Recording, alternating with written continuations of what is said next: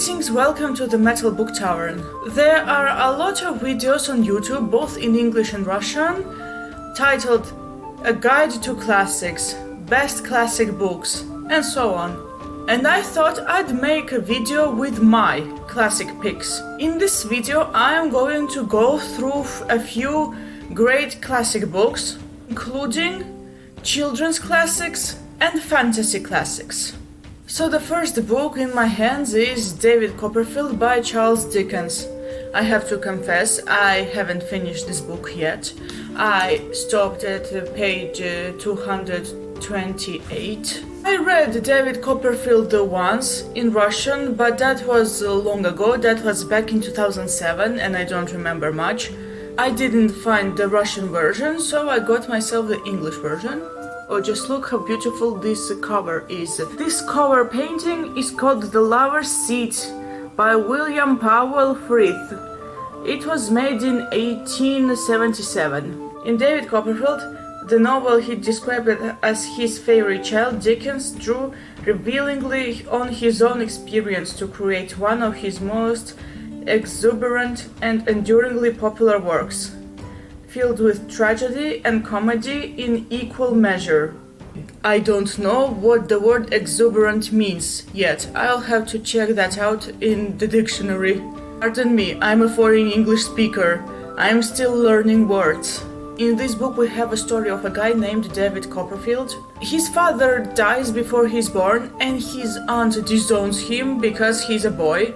He grows up happily with his mother and a nurse until his mother marries to a cruel man, and the cruel man moves in with his sister to their house. I remember David Copperfield's story as a child, but not much from when he's an adult.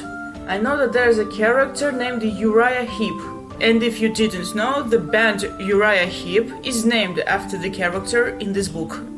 I began reading this in 2019. That was before I knew I could read books in English properly. I think now it's going to be an easy read, much easier than back in 2019. Next we have some Russian classics. This is Fathers and Sons by Ivan Turgenev. This is actually Fathers and Children, but for some reason in English it's translated as Fathers and Sons, which I find wrong. Anyway, in this book we have the story of a guy who meets his son after he graduates and his son's friend. The friend and the son are total opposites of each other. The son is warm and positive and the friend is more cold-hearted. This story is predominantly about the conflict between generations. If you want to get into Russian classics, I recommend starting with The Fathers and Sons. Next we have two dystopian novels. Everybody knows them. Brave New World by Aldous Huxley. I don't think I need to explain this book that much. Everyone knows what this book is about. This is about the dystopian and very hedonistic society of the future. It is very hedonistic. There any kind of entertainment, easy relationships, and easy drugs called, I don't remember how it's called in English, but it's in Russian it's called Soma. I think it's Soma in English too. And of course, 1984 by George Orwell. I prefer 1984. I think it's much deeper and more interesting and I have a lot of favorite moments. A few words I want to say about this book. From the very beginning, from the first time I read it back in 2017, I sensed that the story could be told from another perspective. Yes, the book is about a totalitarian society that controls everything, no freedom, blah blah blah blah blah. But if you look at the story from another angle, you will see that it's sort of a love tragedy in such decorations. The thing that makes this story so interesting in the first place is the human factor. There's a hint that such a totalitarian society is doomed to fail sooner or later. Yes, I know what people say when they think about this book, reality issues and blah blah blah blah blah blah blah. I'm thinking of making a separate review of this book because I want to discuss this book from such angle that I've mentioned, but not in this video. Next comes John Steinbeck of Mice and Men. This edition also has the story The Pearl, but I haven't read it. This story is about two guys named George and Lenny who get themselves work on a farm. These guys often talk about how they're going to earn money on the farm to buy their own farm, and Lenny dreams of rabbits. Lots of rabbits. The guys dream and they work and try to earn money. Such a stellar plan. What could possibly go wrong? Seriously, what could go wrong? Read the book to find that out. This book isn't very big. You can read it in one night. Next we have Lord of the Flies by William Golding. If you just got into reading, I recommend reading Lord of the Flies at the very beginning. You know why? Because this book relies a lot on the shock factor, because the story of boys who are trapped on an island without adult supervision and try to survive is interesting. It still relies on a shock factor. And after you read many books, more shocking books, you read this book with the poker face, and then you think, yeah, okay, I got it. So what? I reread this book last year and gave it a straight 4 stars. And I get that back in the 50s, when this book was released, it was shocking, but now you are just like, meh, whatever. And one fun fact, Golding thought he was writing a more realistic story of boys trapped on an island. When he was growing up, there were a lot of stories about boys who were trapped, and they were like, yeah, let's be a healthy society, let's be comrades and so on. And Golding thought that's not how it happens in real life, and he wrote Lord of the Flies. I accidentally said Lord of the Fries. In 1965, boys were found on an island without adults, and they actually made their own little society that was very supportive. Just read that story. It's total opposite of Lord of the Flies. Lord of the Fries.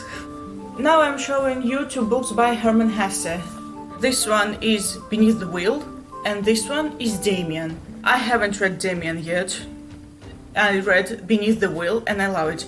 The reason I picked both of these books is because I consider Beneath the Wheel to be an amazing classic, dealing with studies and how studies affect children. And I picked Damien because people perceive it as one of the best books ever. The story of growing up and the coming of a young man who moves away step by step from hypocritic norms of morality, and he discovers his dark self. This is a very small book and I cannot wait to read it. I can read it in 1 or 2 days.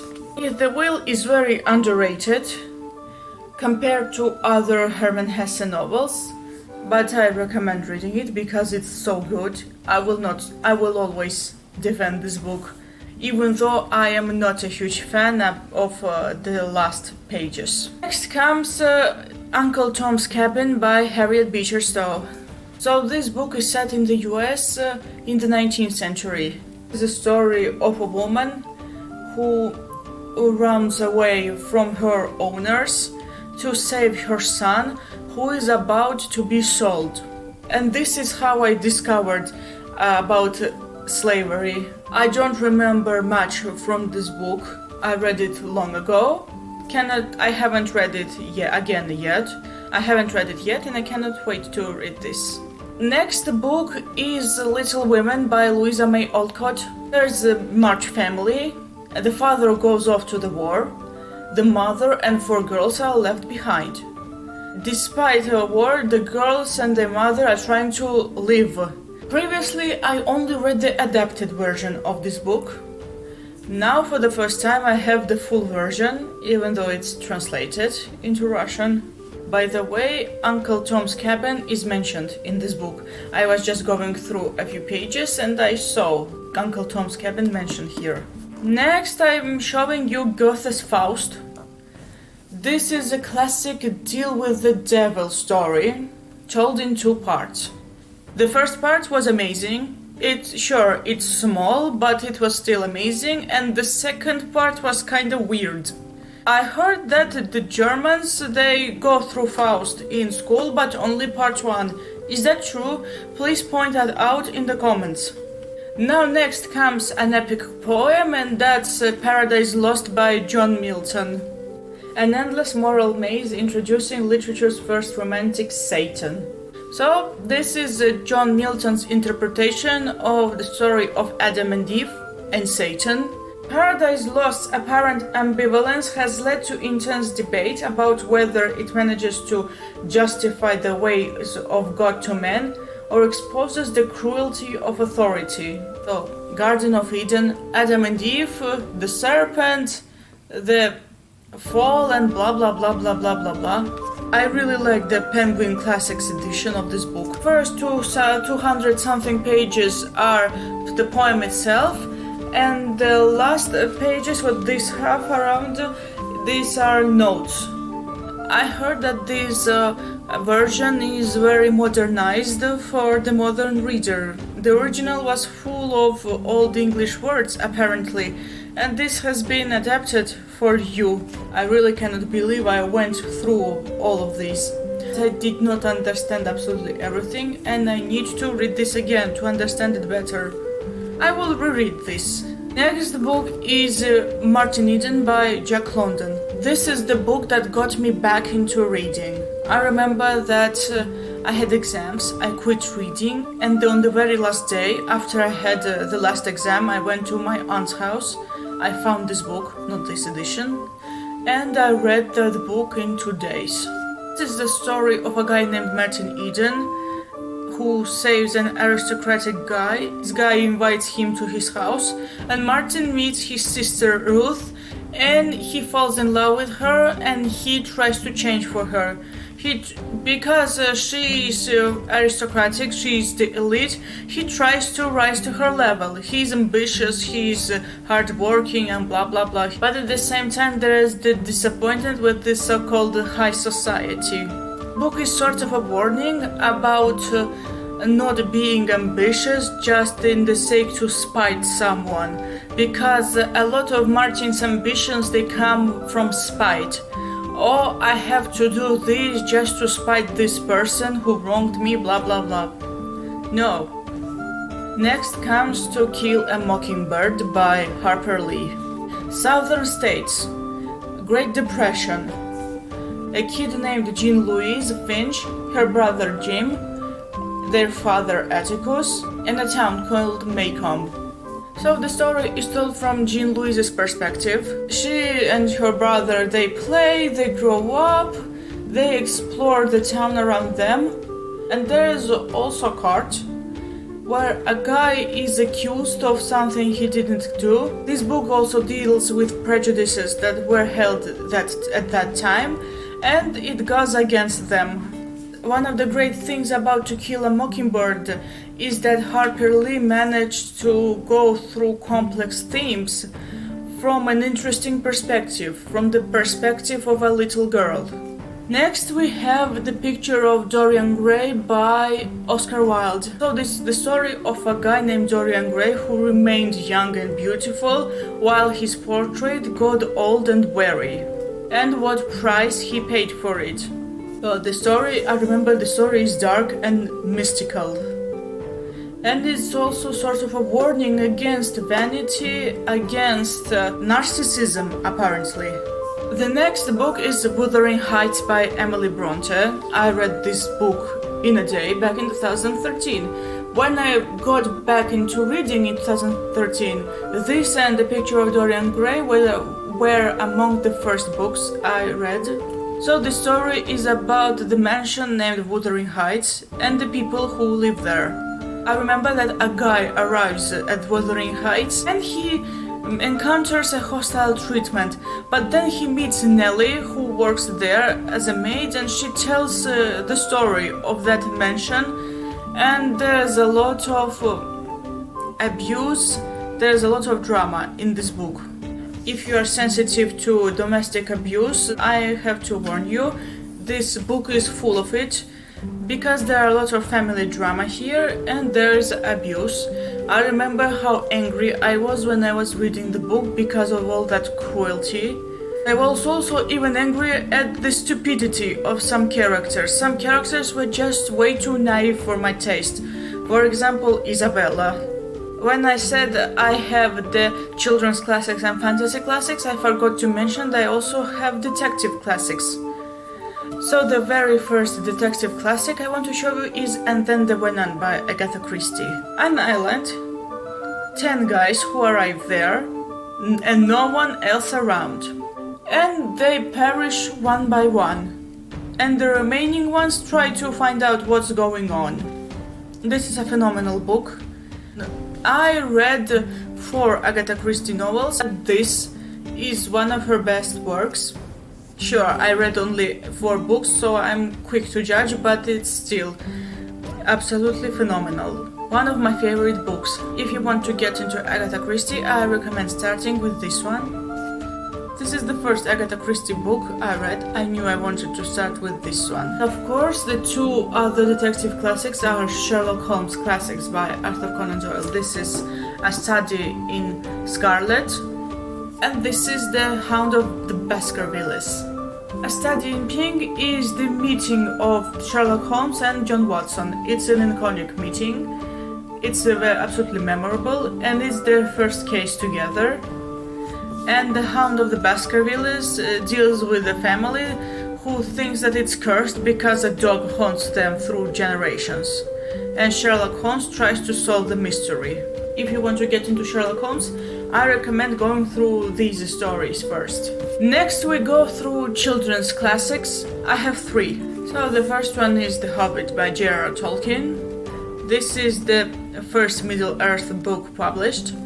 My edition has Merry and Gimli on it for some reason. It's a story about a hobbit named Bilbo Baggins who lives his quiet life until a wizard named Gandalf and 13 dwarves, and they tell him he's chosen to go on an adventure for them to help the dwarves to reclaim their home, the Lonely Mountain, and its treasures from the dragon's mouth. So the road to the Lonely Mountain has lots of adventures. Spiders, Gollum, etc. My favorite chapter of the book is Riddles in the Dark. That one has Gollum in it. Next book is The Secret Garden by Frances Hodgson Burnett. This is a story of a 10-year-old girl named Mary Lennox who lives in India with her parents until they die from cholera, and she is sent to live to a manor with her uncle. And it seems to Mary that everyone in the manor is hiding something from her. Mary goes on to discover secrets of the manor and to change everything and everyone around her, and to change herself. It was hard for me to read in English, but I did. Remember that I tried to read this book multiple times because I didn't know English that much back in the day.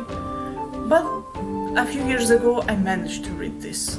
I've had this book since 2013. Because this book is very old, it was written more than 100 years ago. This one has some old-fashioned words, so be careful. Another book that was written around the same time as The Secret Garden, and I haven't read yet, but I'm willing to, is Anne of Green Gables by L.M. Montgomery.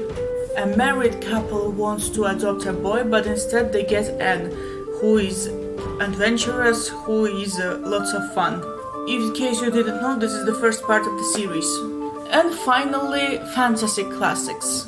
There are just 2 of them, Lord of the Rings and Chronicles of Narnia by J.R.R. Tolkien and C.S. Lewis respectively. Tolkien and Lewis were close friends, and they influenced each other's writings and beliefs. These books are classical fantasy books, but they are very different. Lord of the Rings is more complex, and not only in the language but also in the world building and mythology, etc. And Chronicles of Narnia is more simplistic, but it also has a very interesting world. It's kind of hard to read The Lord of the Rings. And some people might consider that Narnia is too easy, but both are exciting in their own way. Finally, this year, after many years, I read all 7 Chronicles of Narnia books. Finally. Lucy says that someday you're going to be old enough to read fairy tales again. I don't remember how it's in original. Please write that down in the comments. And finally, honorable mention. These books aren't classics yet, because they're young. They were written after 1990, but they are destined to become classics in the future, in my opinion. Here are the 3 books. The first is obviously Harry Potter, the second book is Fight Club, and finally the book Thief. And that's all. These are all the classical books I recommend to you. Thank you so much for watching. I hope you enjoyed this video. What are classics of your choice and modern books that are destined to be classics? Please write me down in the comments. See you next time. Goodbye.